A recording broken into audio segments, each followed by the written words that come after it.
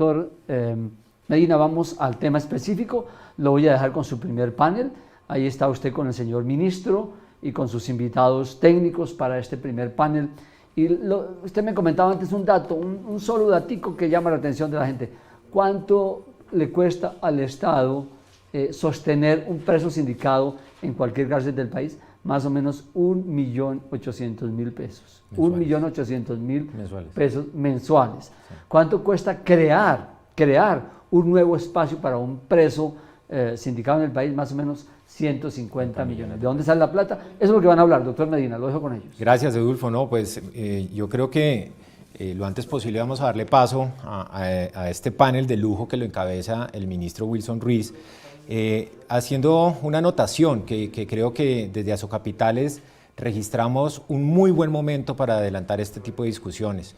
Hay una actitud muy constructiva, propositiva de parte de los alcaldes de las ciudades capitales y sabemos que hay una vocación también de solución de este tipo de problemáticas por cuenta del ministro Ruiz, que ha sido líder, que conoce además esta materia a profundidad durante muchísimos años y entonces tenemos una coincidencia poco común que creemos nos va a permitir apuntar hacia el mismo lado desde las distintas orillas que tienen que ver con este asunto. Este panel va a contar con la participación, como lo mencionó Edulfo, lo hemos mencionado de manera reiterada, del ministro Wilson Ruiz, ministro de Justicia y del Derecho. Vamos a tener también el acompañamiento y la presentación de Óscar Aizanoa, que es asesor penitenciario del Comité Internacional de la Cruz Roja, experto también, muy conocedor, no solamente de la materia carcelaria en general, sino de la situación de cárceles en Colombia. El profesor Francisco Bernate, que pues más allá de su experiencia profesional, es una persona que le aporta permanentemente conocimiento, opinión a este tipo de asuntos. Y cierra el panel el doctor Camilo Urbano, experto con un larguísimo recorrido, recogiendo, reconociendo toda esta materia y toda esta situación que estamos abordando en el foro del día de hoy. Ministro, de una vez, bienvenido, lo dejo a usted con el uso de la palabra. Adelante, por favor. Muchas gracias. Primero que todo, darle un saludo muy especial a Edulfo. Si se me queda alguno de entrada, les ruego por favor y me disculpen que a veces como veo tantas personalidades se me suele quedar alguno. Muchísimas gracias, Carlos, por ese reconocimiento tan inmerecido. Allí veo a mi compañero allá de docencia, a Francisco Bernate, ahora también vi al doctor José Alejandro, al doctor Andrés Mompotes y por supuesto a la doctora Luz María, que ha sido una líder en este tema también, a nuestro alcalde de la ciudad de Montería, doctor Carlos Ordosgoistia, y bueno, un saludo muy especial a todos. Como lo acaba de anotar Carlos, en una forma inmerecida ese reconocimiento, desde mi época de magistrado, me han gustado mucho recorrer todos los centros penitenciarios del país. Actualmente contamos con 132 establecimientos que nosotros llamamos establecimientos de reclusión de orden nacional o llamados ERON también. Edulfo ahorita decía que un interno nos costaba aproximadamente 1.800.000. Nosotros tenemos una cifra de 2.400.000 pesos. Y actualmente para nosotros poder construir lo que llamamos modulares para 170 internos nos cuesta aproximadamente 7.000 millones de pesos. Entonces, decirles que nosotros como gobierno nacional, a pesar de que la ley 65 del 93 contempla expresamente de que la obligación de los entes territoriales, alcaldes municipales, alcaldes distritales, gobernaciones, es encargarse de los sindicados, nosotros como gobierno nacional seguimos precisamente ayudándoles. Tan es así que hace poco en Puerto Gaitán, en el Meta, como lo anunció El Tiempo y todos los medios de comunicación de nuestro país prácticamente, anunciamos con el Mininterior, con Daniel Palacio, crear el fondo, que es lo que nosotros sabemos que llama Fonsecon, y en el cual el gobierno nacional empezó con 40.000 millones de pesos, y la idea es que los otros 40.000 para completar 80.000 lo coloquen el resto de los entes territoriales para ver si logramos crear 10 centros de reclusión temporal. Calculamos que podríamos estar albergando aproximadamente entre 3.000 a 4.000 de ellos. Ahora, teniendo en cuenta las competencias de cada ente territorial en materia penitenciaria y carcelaria y de cara, digamos, al estado de cosas inconstitucional, resulta de vital importancia que los departamentos, distritos y municipios, como les acabé de explicar, pues impartan y ejecuten todas las acciones tendientes a dirigir todo lo que son recursos humanos, técnicos, administrativos y por supuesto los presupuestales para poder mejorar las condiciones de habitabilidad de las personas que actualmente están en detención preventiva, que se encuentran en estaciones de policía, URIs y en los mismos establecimientos de reclusión del orden nacional. Imagínense ustedes, Edulfo y todos los que están aquí escuchándonos, todo el público en general, hay 22.000 internos en estos momentos en todas las URIs y estaciones de policía. Decirles que estas estaciones de policía están actualmente utilizando 3.000 miembros de la Policía Nacional, es decir, aparte de que los capturan, tienen que entrar a vigilarlos para que no se nos escapen. ¿Por qué? Porque estas estaciones de policía no están preparadas para albergar internos en forma definitiva. Constantemente me llaman, doctor Edulfo, qué pena, ¿cuántos minuticos tengo? Que es que a veces los académicos nos elevamos un poco. ¿Cuánto tengo? Bueno, 10 minutos por intervención, ministro, para poder después hacer un cierre y poder hacer, digamos, una retroalimentación. Vale, mi doctor Carlos. Entonces decirles que nosotros estamos bastante preocupados por los 22.000 internos. Les doy otra cifra. Los 132 establecimientos de orden nacional tienen capacidad para albergar 82.117 internos y tenemos aproximadamente 99.000. Quiere decir lo anterior, que tenemos aproximadamente un sobrecupo de 37.000 internos. Por eso yo llamaría que es un SOS, un llamado de atención a todos nuestros alcaldes y gobernadores, ese término está bien dicho, para que por favor se unan con nosotros como gobierno nacional a ver cómo lo podemos nosotros empezar a sacar. En días pasados logramos inaugurar también la cárcel de Ipiales y la de Santander en Girón, y por supuesto vamos a tener aproximadamente 1.560 cupos que desde hoy estamos empezando a llenar estas cárceles. Arrancamos actualmente con la de Ipiales, mientras logramos unos aspectos de tipo logístico. Estamos construyendo la de San Ángel, que está ahí aproximadamente a media hora de Santa Marta, que va a albergar 1.550 internos.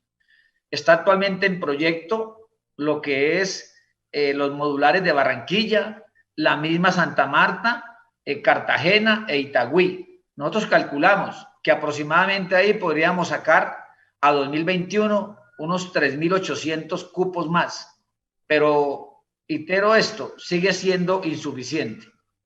Desafortunadamente, como lo ha expresado nuestra honorable Corte Constitucional, han habido sentencias de 1998, del 2015, en el cual ahí se habla claramente de la falta de reconocimiento de competencias por parte de las autoridades territoriales en materia penitenciaria y carcelaria, situación que finalmente la expresión de la falta de interés de la comunidad para que se dé una atención integral a las personas que están imputadas o acusadas, y que eso desde luego sumado a la actual crisis carcelaria pues puede denotar, digamos, cierto desinterés de muchos mandatarios de nuestro país, a pesar que este no es un asunto que compete exclusivamente a la nación o el gobierno nacional. Y esta cartera ministerial está identificando espacios de socialización que nos brinden elementos de análisis y reflexión, que a su vez permitan a los entes territoriales apropiarse de sus funciones y facilitar de una vez por todas el cumplimiento de la obligación que les asiste frente a la población en detención preventiva. Cuando yo empecé en octubre, teníamos más de un 50% de hacinamiento carcelario. Por fortuna, hoy en día lo llevamos en el 21.3%. ¿Cómo hemos logrado esto?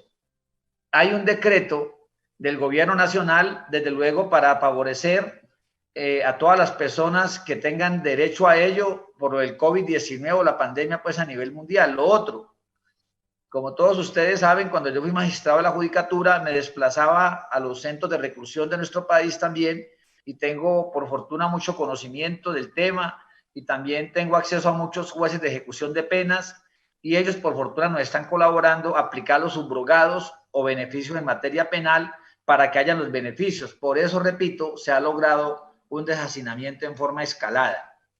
Es necesario que si nuestros alcaldes y gobernadores nos ayudaran con los sindicados, yo diría que estaríamos mostrando cárceles proyecto ACA con todos los lineamientos y los internos, como lo iba diciendo en todos los escenarios, como ayer en Cúcuta, que salí muy contento, porque el alcalde y gobernador comprometieron 7.000 millones de pesos para poder construir un modular y el gobierno nacional se encargará del otro 50%.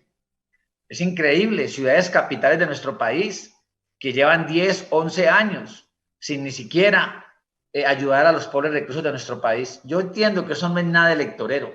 Eso, una persona por más condenada que esté, tiene lo que yo le llamo la dignidad. Y dignidad es tener alimentos, tener desde luego una buena dormida, tener salud, entre otros. Esa es la cruzada que estoy haciendo por todo el país. Ya para terminar les quiero decir lo siguiente. Así las cosas, es extremo necesario que al interior de los entes territoriales se adelanten las respectivas gestiones que les permitan atender lo dispuesto por el legislador en el sentido de incluir las partidas necesarias para garantizar la sostenibilidad de los centros destinados a la detención preventiva. Ahí hay unas cosas muy importantes, Edulfo y todos los presentes, Carlos, como es el pago de empleados, hay que pagar la vigilancia de los centros de reclusión, gastos de remisiones, materias y suministros, compra de equipos y demás servicios que se requieren. Con este propósito que tengo en mente desde el Ministerio de Justicia, se ha identificado una hoja de ruta para que las entidades territoriales, a través de los alcaldes, en el caso de los municipios, como primera autoridad de policía de esos territorios y a quienes les corresponde conservar el orden público, y a través de los gobernadores, quienes cumplen con una función de coordinación y complementariedad, se ajusten perfectamente, si mal no estoy, al artículo 268 de nuestra Constitución Nacional. Decirles, señor decano de la Facultad de Jurisprudencia, que nosotros estamos desde la academia, desde el Ministerio de Justicia y del Derecho, con todos los gremios, estamos siempre dispuestos a poder ayudar a todos los reclusos en Colombia y poder salir de esta situación tan crítica que actualmente nos afecta. Muchísimas gracias y sigo aquí atento a nuestro panel. Carlos, muchas gracias. Muchas gracias, ministro. Muy amable por su intervención y su mensaje. Yo quisiera, antes de darle paso a Óscar, destacar dos cosas que usted mencionó. Uno, un llamado a que haya una unión con el gobierno nacional por parte de los alcaldes y las gobernaciones. Creo que estamos apuntando hacia allá, ministro, y por eso hablaba yo de un muy buen momento en el que ese tipo de coincidencia nos puede llevar a jalar hacia el mismo lado. Y usted planteó, ministro, en detalle los costos, por ejemplo, que se tienen que asumir por cuenta de alguien que tenga una responsabilidad frente a población privada de la libertad. Creo que aquí en el desarrollo, ministro, de este foro, justamente, así como se pueden plantear esos ítems que usted mencionó, vamos a poder escuchar también esos otros temas que tal vez se tengan que resolver para que pueda fluir claramente el tema de las responsabilidades de los entes territoriales y del gobierno nacional en relación con la población privada de la libertad. Muchas gracias, ministro. Damos paso a la intervención de Óscar Aizanoa. Como mencioné, él es asesor penitenciario del Comité Internacional de la Cruz Roja. Óscar, muchas gracias por acompañarnos. Ya advertí que no solamente eres experto en la materia a nivel internacional, sino además que conoces muy bien la situación de Colombia. Por favor, adelante. Muchas gracias, doctor Carlos. En primer lugar, mi saludo al señor ministro de Justicia, a los copanelistas, y también, por supuesto, cómo no destacar la importancia de esta reunión. Que los alcaldes promuevan espacios de reflexión como el presente es de suma importancia, y que a esto se agregue la academia a través de la Universidad del Rosario y el diario El Tiempo, es decir, los medios de comunicación, da realmente mucha importancia a un espacio de este tipo, porque se van a conversar, discutir, no solo propuestas, sino también pautas de implementación de acciones que puedan ir gestándose en espacios como este. En ese sentido, desde el Comité Internacional de la Cruz Roja y nuestra experiencia en prisiones, en nuestras delegaciones a lo largo del mundo, partimos de una experiencia, de una metodología común, que son las visitas a prisiones. Nosotros conocemos las prisiones, en Colombia también, y a partir de diálogo confidencial y constructivo con las autoridades y de un enfoque sistémico, buscamos dar nuestra asesoría, nuestro aporte a diversos espacios de decisión y acá, obviamente, también de opinión pública, que son de suma importancia. El CICR, el Comité Internacional de la Cruz Roja, parte de estándares internacionales y voy a partir para empezar a aterrizar un poco en las reflexiones de algunos que utilizamos y asumimos como pauta de nuestra acción y de lo que debe ser un sistema penitenciario humano y moderno. Básicamente, las normas y las reglas Nelson Mandela nos parecen de suma importancia. Ustedes los conocen, solo quiero destacar dos para iniciar.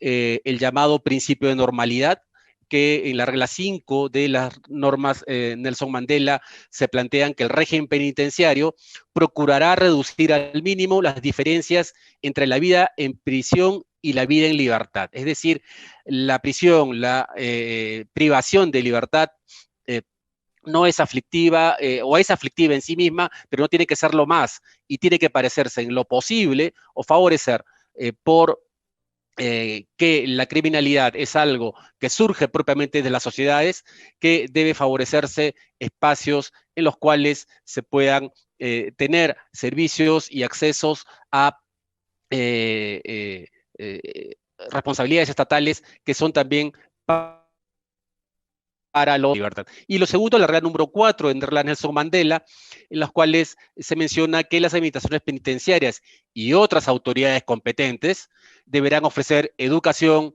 formación profesional y trabajo, así como forma de asistencia apropiadas y disponibles. Es decir, la función penitenciaria, ciertamente, que está centrada en lo que es brindar seguridad y, digamos, para ponerlo en términos sencillos, no procurar que se escapen los privados de libertad, también lleva dentro de sí misma una serie de servicios y de actividades que conllevan una serie de competencias adicionales, más allá de construir cárceles, resguardarlas, que es algo que está siendo planteado, sino que también hay una serie de tareas adicionales que ciertamente un proceso de reflexión como el que estamos iniciando merece también poner sobre la mesa, porque pueden haber recursos, pueden haber voluntad política, pero también de aquí se derivan una serie de responsabilidades que son importantes tener presente. Y sobre todo en función a algo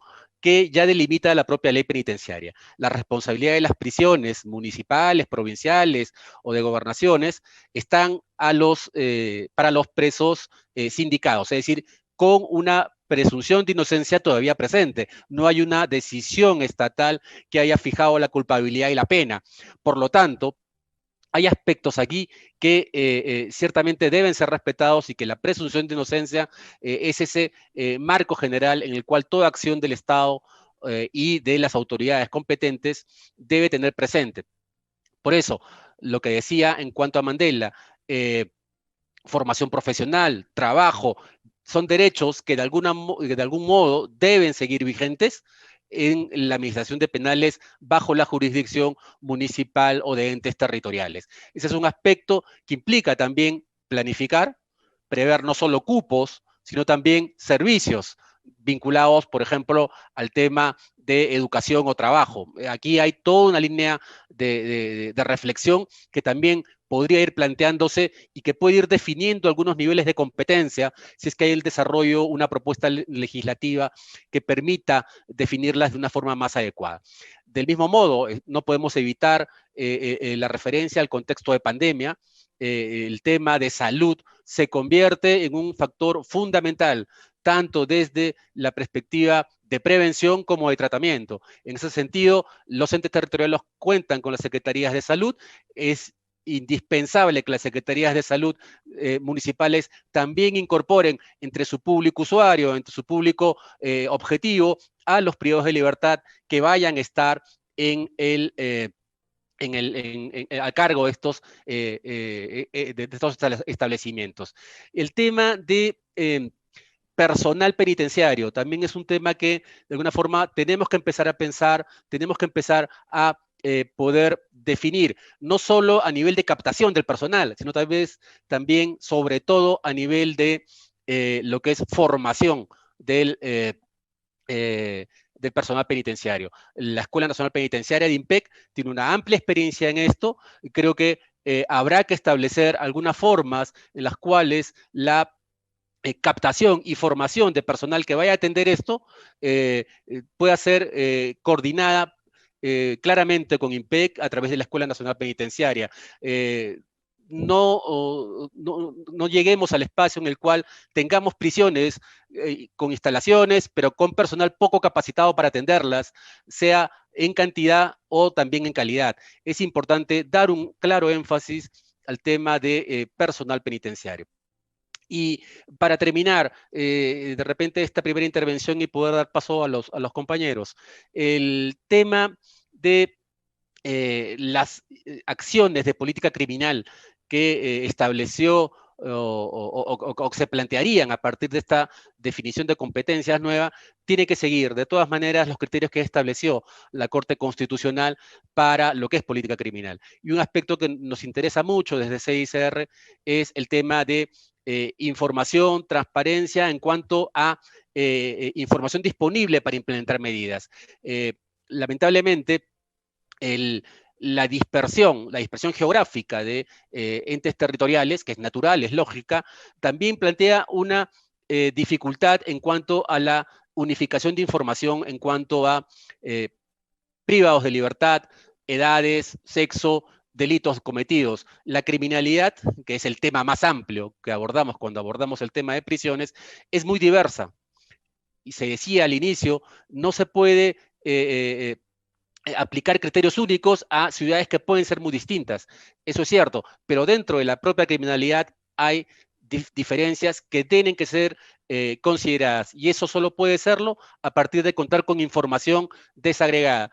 El IMPEC tiene un sistema de información.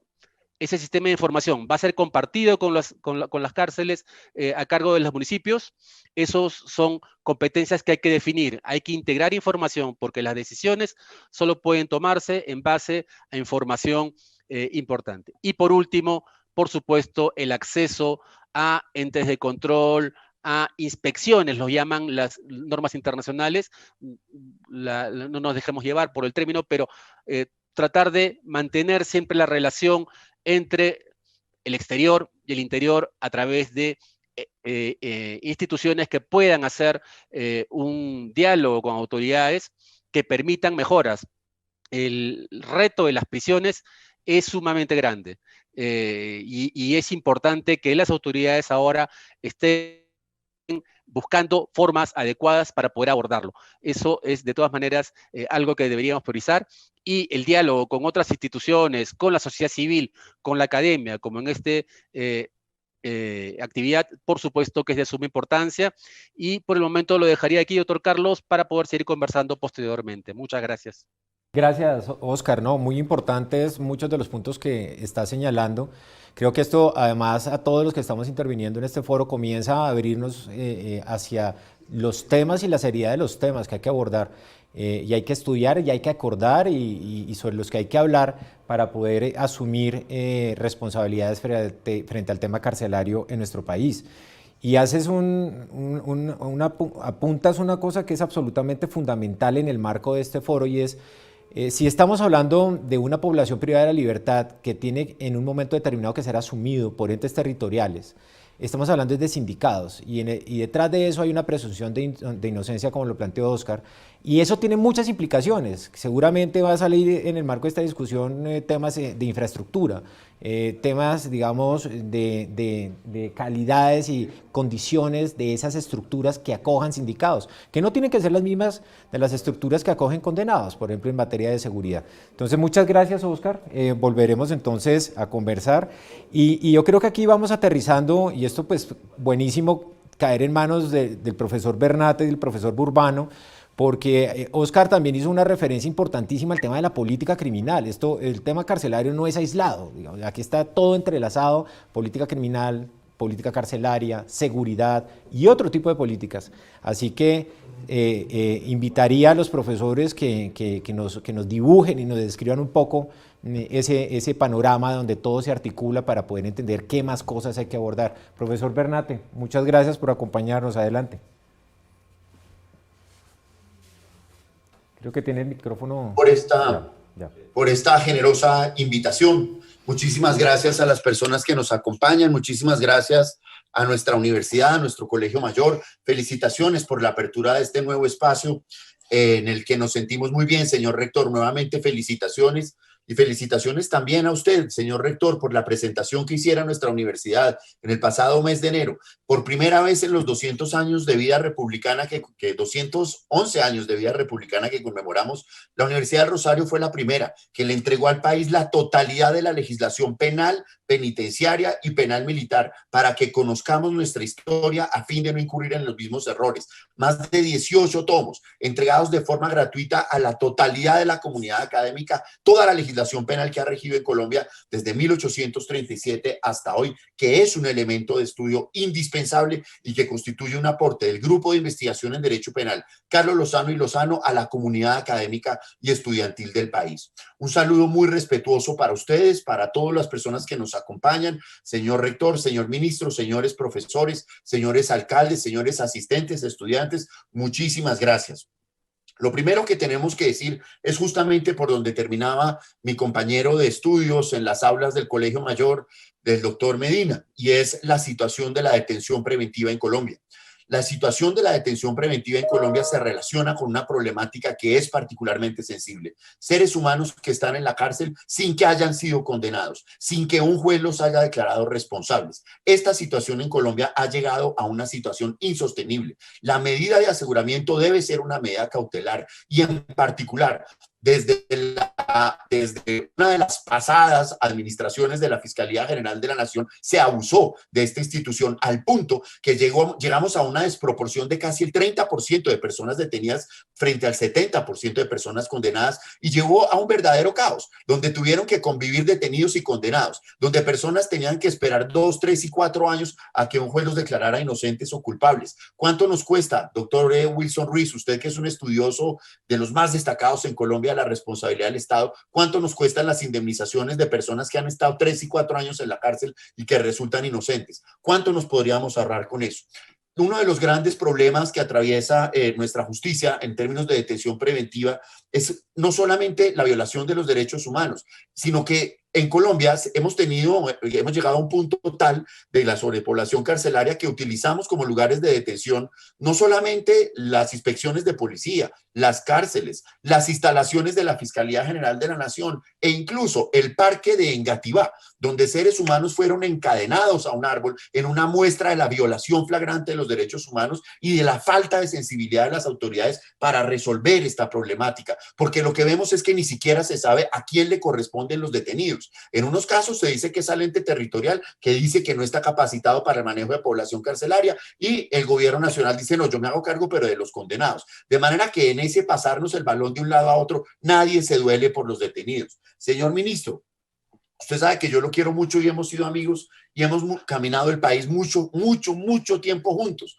Hoy tengo que decírselo, la justicia está funcionando mejor que nunca. La virtualidad nos ha permitido, ministro, que las audiencias se hagan. La virtualidad nos ha permitido que la comunidad participe de la justicia como nunca antes se había hecho. La virtualidad nos ha ahorrado infinitos recursos, nos ha resuelto los procesos de forma muy ágil, lo que fue un desafío que nosotros desde el Colegio de Abogados Penalistas de Colombia, en el que representamos a más de 3.000 abogados de nuestro país, lo lideramos. Hoy en día es un verdadero éxito. Lo invito, ministro, a que sea una política de Estado la implementación de la virtualidad como una estrategia permanente de administración de justicia y no excepcional, y nos ahorremos unos recursos y le resolvamos a los colombianos los problemas en tiempo.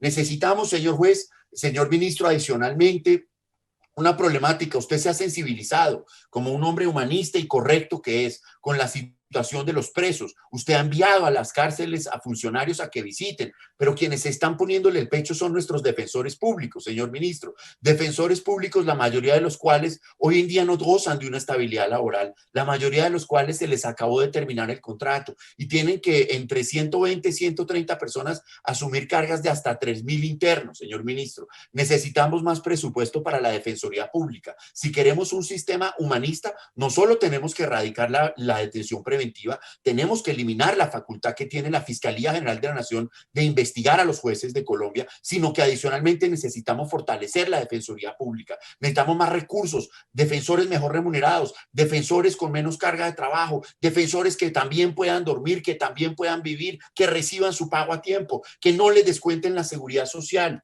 Y por último, señor ministro, aquí el verdadero problema es que no se están presentando soluciones. Todos los días observamos que se presentan con entusiasmo proyectos de ley que aumentan las penas. Hoy llegamos a la irracionalidad de una prisión perpetua.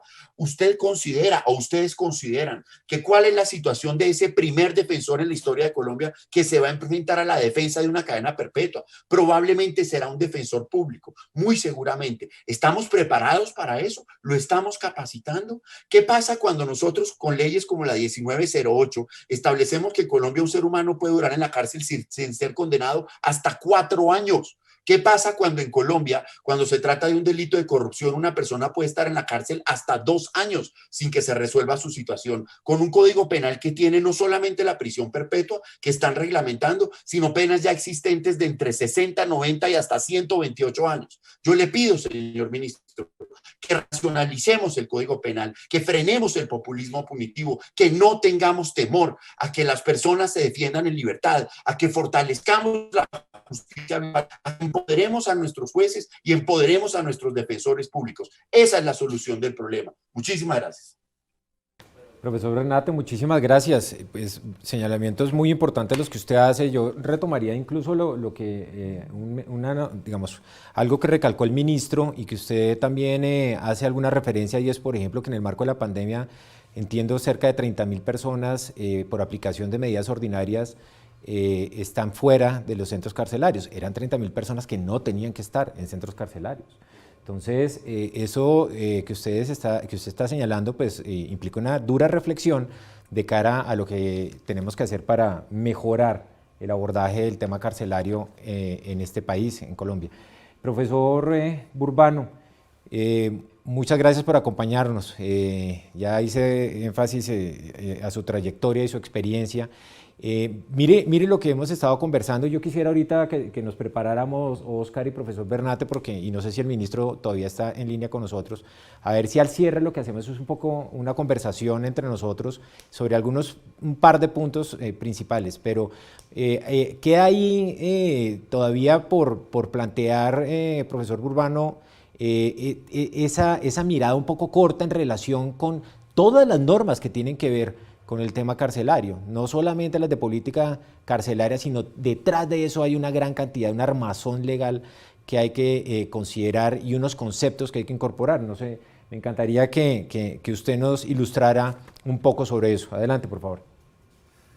Bueno, en primer lugar, doctor Medina, gracias por la invitación y un especial saludo al señor rector de la Universidad de Rosario, al señor ministro de Justicia y a los panelistas, al doctor Bernate, al doctor Aizanoa. Un honor estar con ustedes.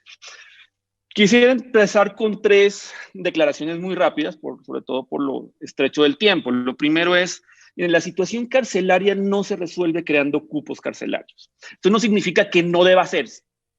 De hecho, debe hacerse para humanizar ese hacinamiento carcelario que viola todos los derechos fundamentales. Recuerden que estamos en una situación de violación flagrante de derechos, constante de derechos, que así ha sido declarado por la Corte en diferentes sentencias, incluida la del 2015, la última que yo recuerdo, en el que se toca ese tema, pero esto no se resuelve. Hay un problema mucho más de fondo.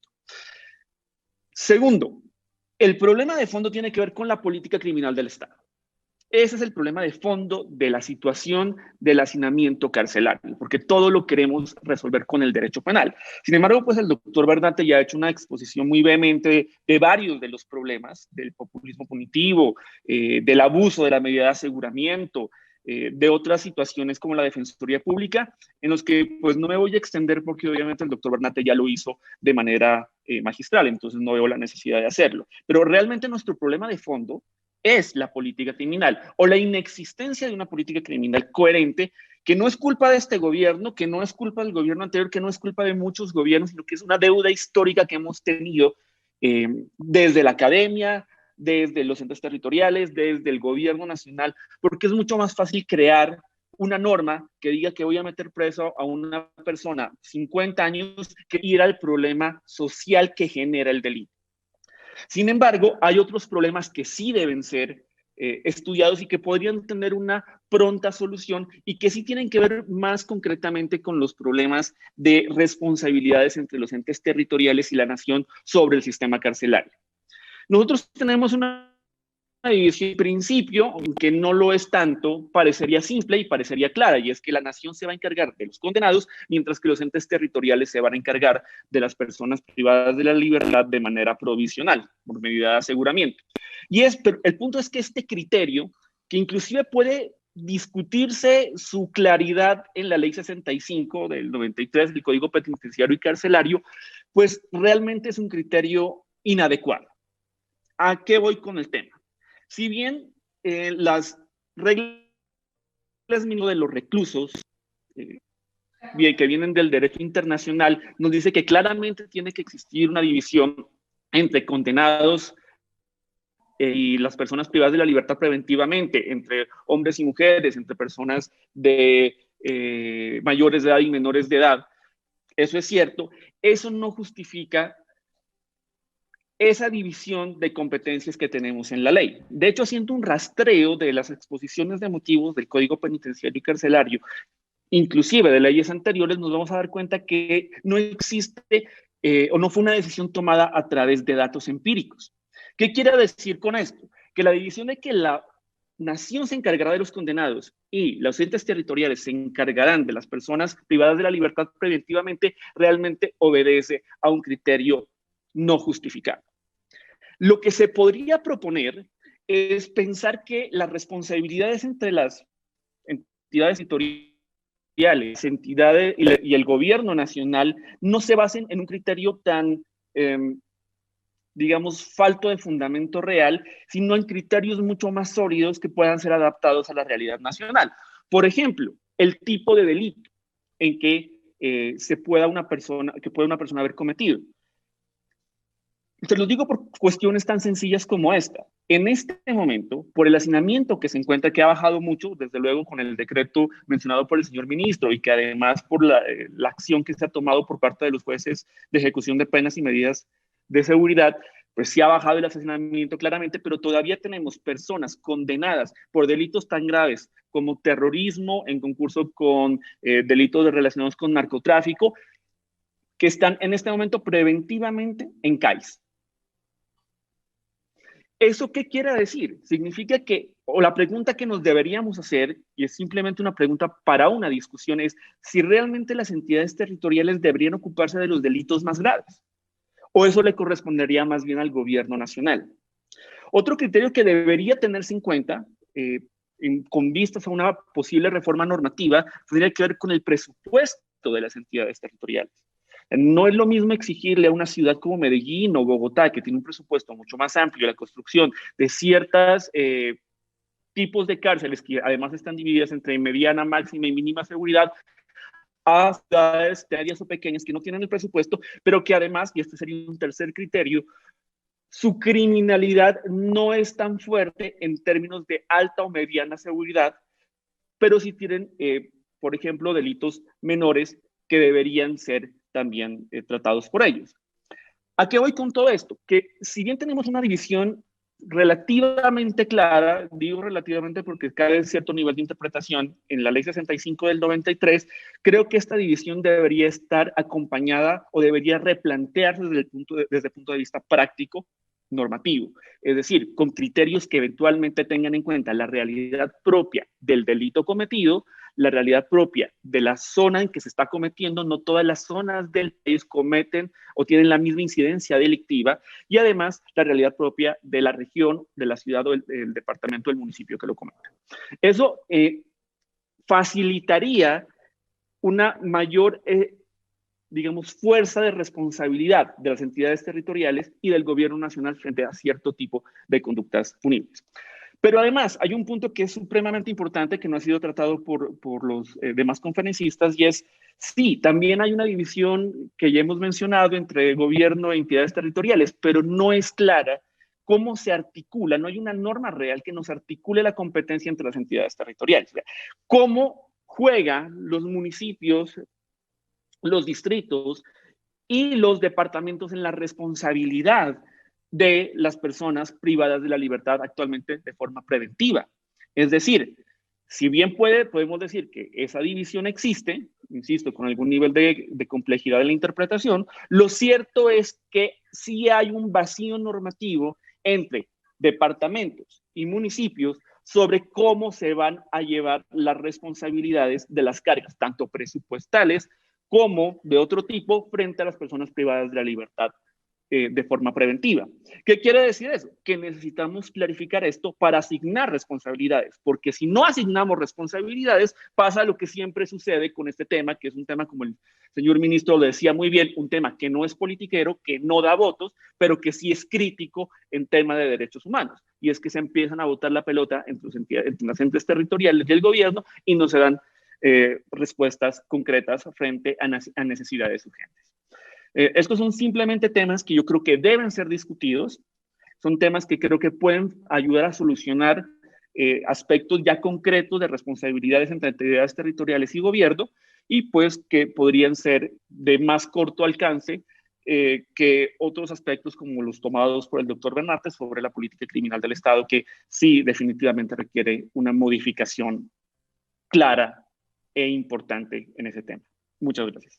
Gracias, doctor Camilo Urbano. Mire, pues plantea usted unos criterios para poder resolver algunos asuntos pendientes, y aquí vamos a contar con unos minutos para el cierre, para que ustedes cuatro puedan hacer unas últimas intervenciones, ojalá en el marco un poco ya de diálogo. Ya sabemos que expusieron ustedes, pero ministro, por ejemplo, con lo que planteaba el doctor Urbano, le deja a uno la idea de que efectivamente en el tema de sindicados hay más cosas por resolver. Por ejemplo, ya el gobierno asume la responsabilidad de custodia de personas detenidas preventivamente con perfil criminal de alto riesgo. Entonces, tal vez, seguramente esto va a seguir, esto ya nos comienza a moderar ese tipo de responsabilidad. Es decir, uno creería el gobierno no le va a pasar eso a las capitales o a los municipios. Y por el otro lado, también lo planteaba el doctor Urbano, y ya lo habíamos mencionado, podemos estar viendo la posibilidad de que en los municipios y en las ciudades tengamos unas cárceles de mínima, ¿no? E ir graduando la seguridad de las cárceles dependiendo de la gravedad de los delitos y de las personas privadas de la libertad preventivamente. Ministro, ¿cómo reacciona? ¿Cómo ve usted esa posibilidad de comenzar a contar o pensar ese tipo de criterios para definir mejor las responsabilidades de los tres órdenes territoriales? Carlos, primero que todo, yo quisiera expresarle de verdad mi respeto y cariño a los panelistas, de verdad que excelentes. Y bueno, limitémonos con lo que tú me acabas de preguntar del doctor Urbano. Sí, doctor Urbano, nosotros, pues claro, todo lo que estamos aquí presentes y todo el público lo entiende. Nosotros manejamos, de luego, delincuentes que llamamos de alto impacto. Ahora que estamos trasladando internos de muchísimas partes, de ejemplo, Buenaventura, teníamos allá un número de 50 internos que tenían allá en la Armada y lo hemos venido sacando. Entonces allí nosotros, se llama perfilamiento. Nosotros lo que hacemos es colocar estos delincuentes que ya han sido condenados y enviarlos a lugares, digamos, que sean más seguros, que es lo que llamamos cárceles de máxima seguridad. Entonces, eso es lo que nosotros hacemos. También me llamaba la parte del criterio, digamos, no justificado, porque efectivamente nosotros, dentro de todo el sistema carcelario, tratamos siempre de no perjudicar a aquellos entes territoriales. Ejemplo, municipios que tengan centros de reclusión que no sean de máxima seguridad, que como les decía hace un momento, de los 132, pues tenemos muchos que tienen proyecto ACA, otros que no lo tienen, tenemos hasta cárceles coloniales, ejemplo, como la de Purificación, entre otras. Lo que les quiero decir en estos breves minutos, antes de retirarme, que tengo muchas cosas que hacer, es que este país tiene que dejar de ser un país carcelero. Ahí me parece que a veces nosotros, por cualquier delito, por menor que sea, siempre queremos que la gente esté privada de su libertad. Yo soy un hombre partidario que muchas personas en nuestro país deberían de defenderse en libertad y no necesariamente tener que esperar nosotros a que toda la opinión pública lo lo apedree moralmente para poderlo meter a una cárcel. Nosotros sabemos que el sistema carcelario este momentico es débil. Vean, muchas cárceles en nuestro país, los internos no se vuelan, escúchenme el término, porque no quieren. Porque hay cárceles que tienen 70, 80, 90 años de construcción. Eso es una vergüenza que yo cada que voy a las partes más vulnerables, porque eso es lo que yo hago de nuestro país, yo me quedo bastante impresionado de esta situación. Entonces tenemos que hacer un llamado de atención. Lo otro, guste o no nos guste, es una vergüenza que tenemos tantos condenados por una asistencia alimentaria, que nos cueste un interno 2.400.000 pesos. Yo pensaría que al Estado le puede salir más barato dándole 600, 700.000 pesos a la madre de esa menor, de ese adolescente, y no tener otro problema de hacinamiento, no tener un problema de una persona de esta que nos cuesta tanto y tanto dinero. Ahora, la parte de los derechos humanos que todos ustedes han mencionado, es un sistema triste y elocuente. Yo cada que voy a estos lugares, el señor presidente de la República hasta me lo dijo estos días, hombre, esas cárceles a uno como que hasta le bajan el ánimo, uno se desmotiva, es cierto, uno tiene un bajonazo de energía precisamente de ver tanta y tanta injusticia dentro de estos establecimientos carcelarios. Es una vergüenza para el país que hayan 200 internos en una URI, estación de policía, para un baño, para 2 baños. Acuérdense lo que yo hice con 4 días de ministro, que fui a Puente Aranda y la comida en descomposición. Llamé a los contratistas al ministerio y les dije, eso no es negocio para ustedes. Y si quieren, retírense. Entonces, fíjense que la alimentación hasta ha mejorado ostensiblemente en nuestro país, que es parte de la dignidad que ustedes hablan en materia de derechos humanos. Ahora, también me llama la atención, y es que nosotros tenemos que pensar en algo muy importante, doctor Edulfo, doctor Carlos, y es que muchos jueces de ejecución de penas en nuestro país no están resolviendo a tiempo las peticiones de los internos. Ayer, un juez de ejecución de penas, creo que era el segundo de allá de Cúcuta, me decía, hombre, que tenemos más de 1.200, 1.300 procesos. Yo los entiendo, pero a mí me parece que hay que priorizar, que hay asuntos, en pocas palabras, que uno los ve que simplemente presentan un memorial como por presentarlo, pero hay otros que tienen un mayor fundamento. Yo creo que ahí es donde tenemos que ponerle cuidado para empezar a otorgar esa libertad de las personas. Lo que le decía de los delitos menores, habrán lesiones leves, habrán estafas. Tenemos que como país prepararnos para ello. Próximamente saldrá el decreto de las manillas electrónicas, que también yo aspiro que contribuya en esto, porque yo la verdad estoy demasiado angustiado. Un día pasado me reuní con el director de la policía, con Jorge Luis Vargas, señor mayor general, y está muy preocupado precisamente por la cantidad de policías e internos que tienen estaciones de policía. Y para terminar, decirles, mi doctor Carlos y todos los presentes, que no es solamente crear cupos en nuestro país, porque veo que ya muchos alcaldes y gobernadores nos están llamando para hacer este tipo de convenios. Pero hagámonos la siguiente pregunta. ¿Quién se encargará si por cada 10 internos necesitamos 3 custodios o necesitamos 3 personas del IMPEC? El problema es de dónde vamos a sacar los recursos para ello, cuando infortunadamente se le ha reducido los recursos como cabeza del sector justicia de 2 entes tan importantes como es la USPEC y el IMPEC. Entonces les dejo eso ahí como en el tintero, en el aire, para que pensemos en eso.